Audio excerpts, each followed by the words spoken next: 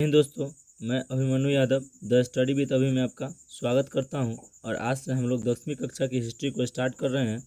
तो आज हम लोग पहला चैप्टर यूरोप में राष्ट्रवाद से बनने वाले सारे ऑब्जेक्टिव क्वेश्चन को देखेंगे। तो चलिए स्टार्ट करते हैं।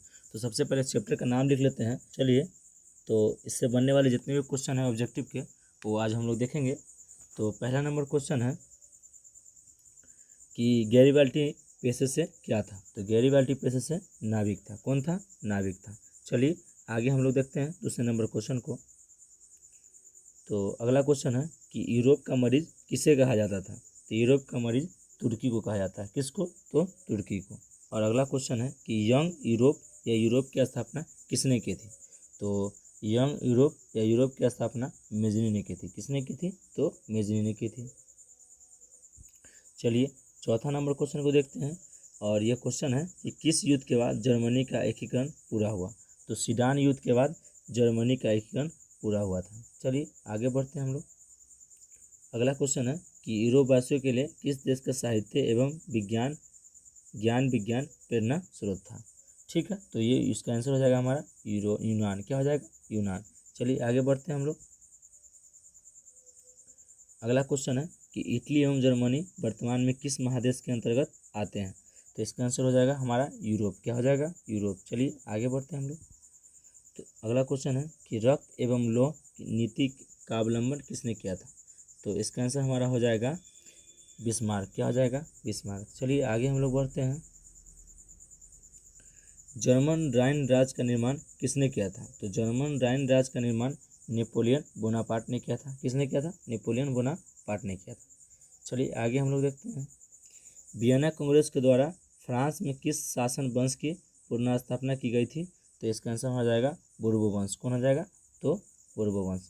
चलिए आगे हम लोग बढ़ते हैं और आगे हम लोग क्वेश्चनों को देखते हैं। सन 1870 में फ्रांस और प्रसा के बीच युद्ध कहाँ हुआ था। तो ये हमारा युद्ध हुआ था सेडान में। क्या हुआ था? सेडान में। चलिए आगे हम लोग बढ़ते हैं। और 11 नंबर क्वेश्चन है कि जाल बेरिन एक संस्था थी। तो किसकी संस्था थी ये? तो व्यापारियों की संस्था थी। चलिए आगे हम लोग बढ़ते हैं। तो अगला क्वेश्चन है कि बिस्मार्क निम्न में से क्या था। तो बिस्मार्क जो था वो कूटनीतिक था। कौन था? कूटनीतिज्ञ था। चलिए अगला क्वेश्चन है कि 1829 ईस्वी की एड्रियानोपुल की संधि किस देश के साथ हुई थी। तो इसका आंसर हमारा हो जाएगा तुर्की। क्या हो जाएगा? तुर्की। तुर्की के साथ एड्रियानोपुल की संधि हुई थी। चलिए आगे हम लोग देखेंगे। इटली और जर्मनी के एकीकरण के विरुद्ध निम्न से कौन सा देश था। इसका आंसर हमारा हो जाएगा ऑस्ट्रिया। चलिए आगे हम लोग देखते हैं। 15 नंबर क्वेश्चन है कि फ्रैंकफर्ट की संधि कब हुई थी। तो फ्रैंकफर्ट की संधि 1871 ईस्वी में हुई थी। अगला क्वेश्चन है यूरोपवासियों के लिए किस देश का साहित्य एवं विज्ञान प्रेरणा स्रोत था। तो ये क्वेश्चन रिपीट हो गया है और ये क्वेश्चन का आंसर हमारा हो जाएगा यूनान। क्या हो जाएगा? यूनान। चलिए आगे हम लोग बढ़ते हैं। मेजनी का संबंध किस संगठन से था। तो मेजनी का संबंध कार्बोनरी से था। किससे था? तो कार्बोनरी से था। चलिए आगे बढ़ते हैं। अगला क्वेश्चन है काउंट काबूर को विक्टर एमुनियन ने किस पद पर नियुक्त किया। तो इसका आंसर हो जाएगा प्रधानमंत्री। क्या हो जाएगा? प्रधानमंत्री। चलिए आगे हम लोग बढ़ते हैं। आगे क्या है? तो वियना कांग्रेस में कौन सा राष्ट्र सम्मिलित नहीं था।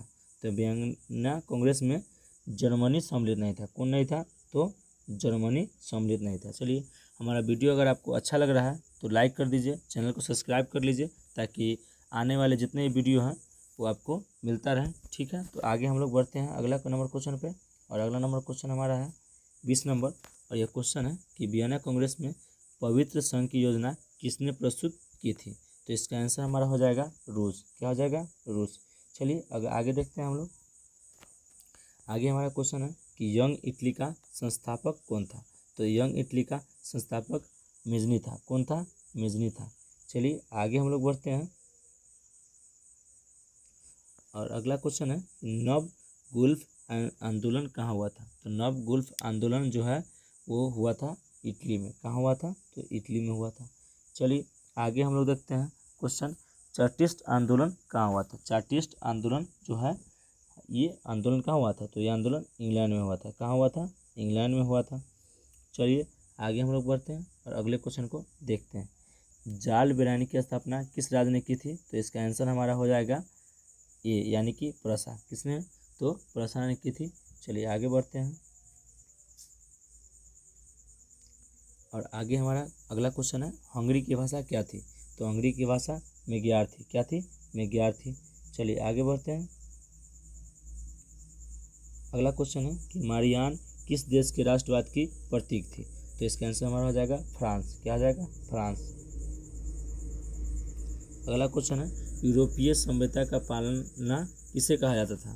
तो यूरोपीय सभ्यता का पालना यूनान को कहा गया है। किसको कहा गया? तो यूनान को। चलिए आगे बढ़ते हैं।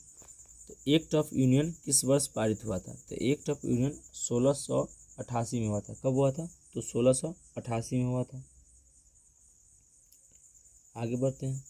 नेपोलियन संहिता किस वर्ष लागू की गई थी? तो नेपोलियन संहिता 1804 में लागू किया गया था। चलिए आगे। अगला क्वेश्चन है, कार्बोनारी की स्थापना किस वर्ष की गई थी? तो कार्बोनारी की स्थापना 1810 ईस्वी में की गई है। चलिए आगे देखते हैं। जर्मनी के एकीकरण के लिए बिस्मार्क ने कितने युद्ध लड़े थे? तो जर्मनी के एकीकरण के लिए बिस्मार्क ने 3 युद्ध लड़े थे। कितने युद्ध? तो 3 युद्ध। चलिए आगे बढ़ते हैं। अगला क्वेश्चन है कि यूनान के स्वतंत्रता संग्राम में किसकी पराजय हुई? तो यूनान के स्वतंत्रता संग्राम में तुर्की की पराजय हुई। किसकी? तो तुर्की की। पराजय मतलब होता है हारना। चलिए अगला क्वेश्चन देखते हैं। तो 1789 के फ्रांसीसी क्रांति के समय वहाँ किस राजवंश का शासन था? तो इसका आंसर हो जाएगा हमारा बोर्बो वंश। ठीक है। चलिए आगे हम लोग बढ़ते हैं। प्रसा का शासन कौन था? तो 34 नंबर क्वेश्चन का हमारा आंसर हो जाएगा डी। क्या हो जाएगा? डी, विलियम प्रथम। तो प्रसा का शासक उस समय विलियम प्रथम था। ठीक है। चलिए आगे हम लोग देखते हैं। मेटरनिक कौन था? तो मेटरनिक जो था ऑस्ट्रेलिया का चांसलर था। चलिए आगे हम लोग बढ़ते हैं। सिडाओ के युद्ध में किसकी पराजय हुई थी? तो सिडाओ के युद्ध में ऑस्ट्रेलिया की पराजय हुई थी। रक्त एवं लौह की नीति किसने अपनाई थी? तो रक्त एवं लौह की नीति बिस्मार्क ने अपनाई थी। चलिए आगे। लाल कुर्ती की टुकड़ी का गठन किसने किया था? तो इसका आंसर हमारा हो जाएगा डी, यानी कि गैरिबाल्डी ने। चलिए आगे बढ़ते हैं। जर्मनी एवं इटली के एकीकरण के समय फ्रांस का शासक कौन सा था? तो उसके एकीकरण के समय फ्रांस का शासक नेपोलियन तृतीय था। कौन था? तो नेपोलियन तृतीय। चलिए आगे बढ़ते हैं हम लोग। राष्ट्रवाद की अवधारणा का जन्म किस घटना से माना जाता था? तो इसका आंसर हो जाएगा पूर्ण जागरण। ठीक है, पूर्ण जागरण। ठीक है। अगला क्वेश्चन को देखते हैं। सार्डियाना पिडमाउंट का शासक कौन था? तो इसका शासक था विक्टर एमेनुअल। कौन था? Victor Emmanuel. चलिए आगे बढ़ते हैं। किस संधि द्वारा स्वतंत्र यूनान राष्ट्र की स्थापना हुई? तो इसका आंसर हो जाएगा कुस्तुनतुनिया की संधि द्वारा। कुस्तुनतुनिया की संधि द्वारा। चलिए आगे बढ़ते हैं। किस संधि द्वारा जर्मनी का एकीकरण पूरा हुआ? तो इसका आंसर हो जाएगा हमारा फ्रैंकफर्ट की संधि। किसकी संधि? तो फ्रैंकफर्ट की संधि। चलिए आगे देखते हैं हम लोग। युवा इटली संस्था का विकास किया किसने किया था? तो युवा इटली संस्था का विकास मेजनी ने किया था। किसने किया था? तो मेजनी ने किया था। चलिए आखिरी क्वेश्चन को हम लोग देखते हैं और ये क्वेश्चन है कि नेपोलियन ने जर्मनी में किस संघ की स्थापना की थी? तो नेपोलियन ने जर्मनी में राइन संघ की स्थापना की थी। तो चलिए हमारा वीडियो यहीं पे ख़त्म होता है। अगर आपको हमारा वीडियो अच्छा लगा हो तो लाइक करें, चैनल को सब्सक्राइब करें और वीडियो को शेयर करें